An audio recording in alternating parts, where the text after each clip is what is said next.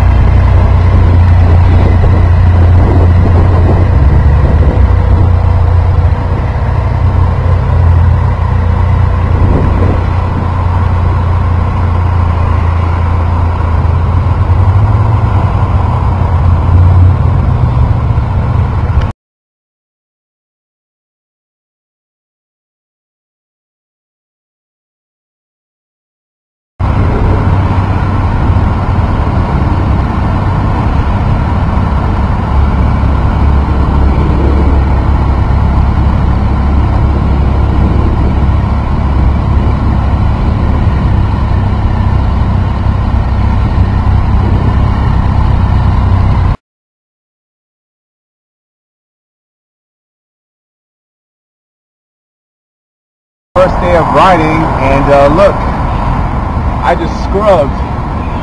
Check out the damage. First, there's a little crack right here. Everything's a little scratch. The seat's a little torn up. And I can't really see it this angle, but this is all misaligned. And yeah, still got dirt and mud. Places I gotta clean later. And always wear your helmet and gloves.